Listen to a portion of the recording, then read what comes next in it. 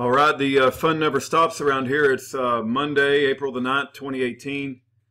David Hinkson has written a letter to Matt Damon, who has a website called water.org. Whoops. If you go to water.org and click on Contact Us, it's got a form here, and I sent David's letter to Matt Damon using this form. But now I'm going to read David's letter into YouTube, and I'll put it, David Hinkson writes a letter to Matt Damon. Dear Mr. Damon and or Mr. White, I read your article that was in the August 2017 issue of National Geographic, and I was very impressed with what you said were your goals, as you sounded like what I have said my goals were in the past. I noticed that Mr. Gary White was the co-founder of your water.org nonprofit, and that you have been working or feuding with talk show host Kimmel. I also read about your interest in AIDS, cancer, and other infectious diseases, and the sanitation problems that are especially affecting the third world countries. My nonprofit can be seen on the wateroz.com website. Note, both websites are about water, and I was working mostly on new ways to mitigate infectious diseases in the past. My Water Oz factory was firebombed 2 years ago. At Water Oz, I used to turn heavy metals into non-toxic drinks and test them in clinical studies.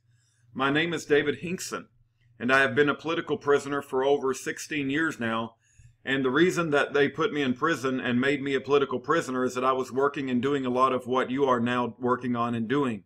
As it would seem, we really have a lot of the same interest and overall goals. Also note that I was on the radio over 500 times in the past as a co-host on the Lou Epton Show, and I had my own talk show on the Worldwide Christian Radio Network, WWCR. My friend Lou Epton was the actor from Hollywood who played the bartender on the TV show Kojak with Telly. I was also friends with late Aaron Russo, movie director, who ran against Harry Reid back in the 90s, and at that time I did work in the capacity of campaign advisor. But we both lost our election bids by 2%. I used to interview Aaron at least 4 days a week during this election cycle, and we would meet at the Blueberry Hill every evening. Both Lou and Aaron died of cancer. I could have saved both of them, but I have been locked up. I really have a lot to tell you about, as my interests cover infectious diseases of all kinds, energy, and sanitation, as I think that after you read this letter you will understand that these concepts can all seem to merge into a common problem, and that problem is that everything and every problem is based on the need for lower cost energy financing and building infrastructure. I got my degree in naturopath in 1998. For the sole purpose of just being able to work with Doctors Without Borders during clinical testing overseas. In 1998 through 2002, I used to travel all over the world giving lectures on infectious diseases. My last lecture was given in October of 2002 in Kharkiv, Ukraine. Also lectured in India, Haiti, Dominican Republic, in Brazil, Russia, Venezuela, South Africa, Holland, Congo, Swaziland, and a few other places. In attendance at this last lecture were over 175 Russian-speaking doctors from the many Baltic states and 2 surgeon generals. And I talked all day about new ways to treat and mitigate infectious diseases. And my interpreter at that time was the late Roman Ponomarenko. My overall concept at that time was that I had discovered a new cure for the common cold and malaria. I had discovered that if you make a non-toxic copper drink normally toxic and drink 8 ounces at 300 parts per million, it will remove all nitrogen-breathing pathogens, including all viruses, i.e. hepatitis C and AIDS. And at the same time, it will also kill all parasites, including river blindness, brain-eating amoeba, no known cure at this time, and even malaria.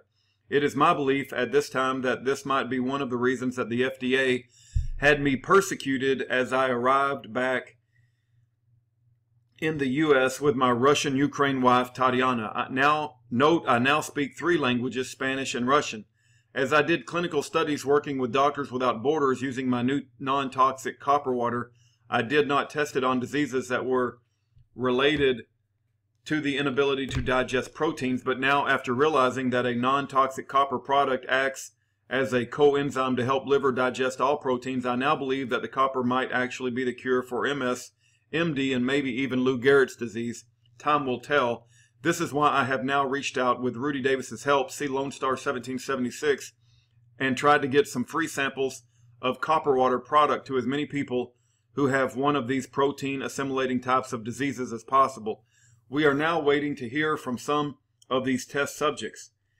About 8 months ago, I got a gallon of copper water to an attorney named Scott Cantor in Las Vegas, and Mr. Cantor had just been diagnosed with lymphoma cancer. I had him drink a whole gallon of this copper water at 300 parts per million, and in 30 days, he then tested as having no cancer.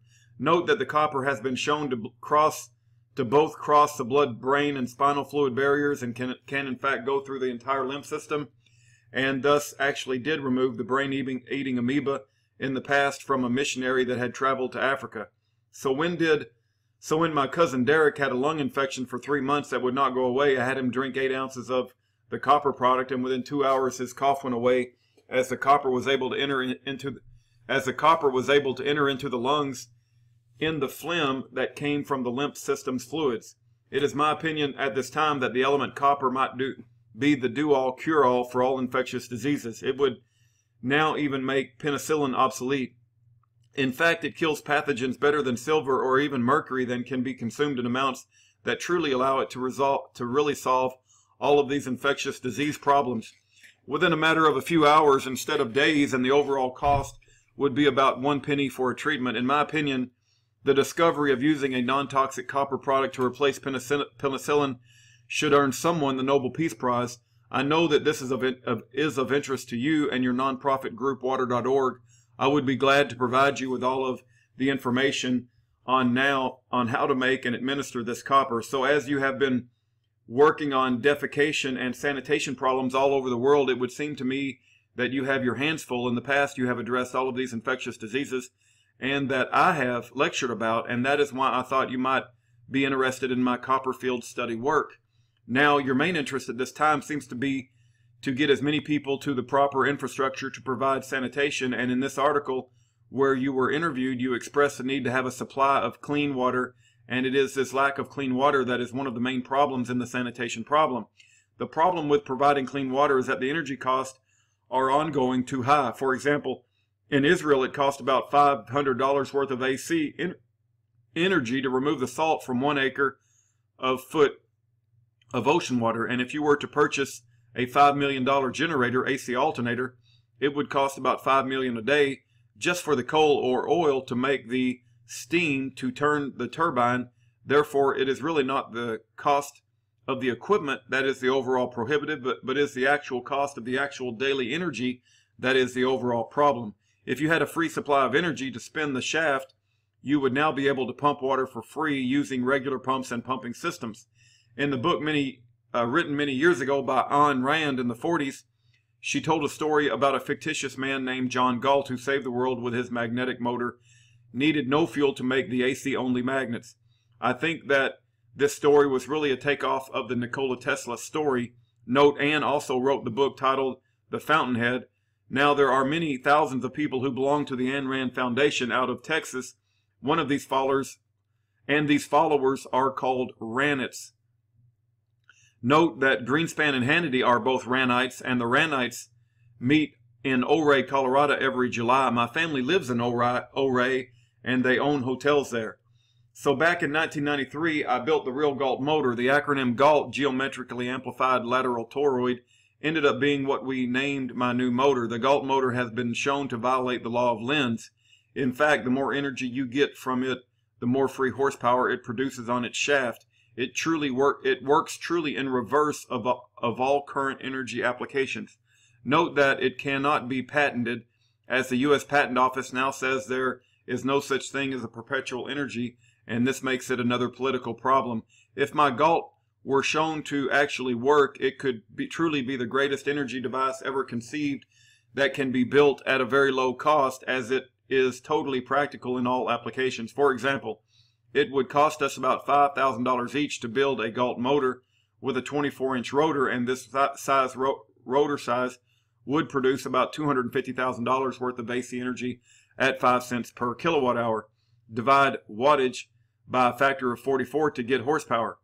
So what I'm proposing is that you could install these Galt motors wherever you want them to solve the sanitation problem, to provide super low cost energy to sanitize fecal matter, to pump water from any source, and to process seawater to provide fresh drinking water in volume for a low cost. If we can lower the overall cost of the energy to almost zero, we can make the lands that have no water productive, sanitize the land, and provide everybody with a higher standard of living. Now, we could even provide the AC energy for free and just earn a little bit of money to fund this project by charging a very low price for the water and sewer systems that we construct. So overall, we need to only charge enough money to be able to keep the growth curve going straight up so that we can electrify and sanitize the entire world on a fast track. That is what I now want to do, and I would like to help you get it done. I spoke on the John Wells talk show last week and offered to give out free samples of my copper water, especially to test it on the MS and MD. We now have sent out many samples, and we are waiting to hear back from many people. Before my friend and interpreter died, Roman Ponomarenko had gotten a job in the Ukraine Senate. Roman had told me that the Ukraine was buying their AC energy from all the countries around the Ukraine, and this was because when Putin took the Crimea, he took their coal mines. At that time, I had made a deal with Roman to provide $80 billion a month worth of AC energy at $40 billion a month, and we would then give $20 billion a month to the Ukrainian federal government. What we were trying to do is lower the overall cost of energy to help the poor and help this government have an income source without raising taxes. A few months later, Roman died of influenza. I could have cured him in about 15 minutes if he would have drank some of this copper, or even just used the copper in a nebulizer and inhaled it. He was my close friend, and I really miss him. He had a lot of the same ideas that you have, and he wanted to help his country with these sanitation problems. So now I even have the idea of having you work with my new company called Green Conservancy. You probably will note that the conservational type of nonprofits actually get 50% detection. Regular 501c nonprofits only get 30%. So this is a better corporate format than the normal nonprofit. Also, if we can install energy devices on properties, these properties are now taken off of the tax rolls for 10 years. See usgreencouncilorg.com. Overall, using our Galt motor, we are the only game in town that can provide a platinum certificate to older properties. No one else can provide a platinum certificate on older properties. See usgreencouncilorg.com. Even property that is held for the purpose of conservation is taken off of the tax rolls forever in many countries. See natureconservancy.org/com. Therefore, we can use these tax benefits under the umbrella of conservation for the sole purpose of expanding your efforts to fix the sanitation problems all over the world. So really, I would like to give you my ideas and formulas, and I could use your political help to help some prisoners get out of prison. Me. I can prove that I was in Russia, and the person who said I hired him to be a hitman was in a coma in the VA hospital. This country is totally wicked, and there is no real news. I really just want to now work for you wherever you send me and help do your mission. If you can provide Rudy with a phone number where I can reach you, I would call you and answer any question you have. I really do want to help you with your mission. I have a doctor friend who can also answer your questions if you have any. His name is Guy Wilson. Guy is now producing the minerals. Dave. All right, that's Dave Hinkson's letter to Matt Damon. I sent it on water.org website. And if you have an ability to contact Matt Damon, I pray that you help get David Hinkson's message to Matt Damon. I'm also going to upload this email to David Hinkson's webpage on yearofjubilee.com. Thank you for your time.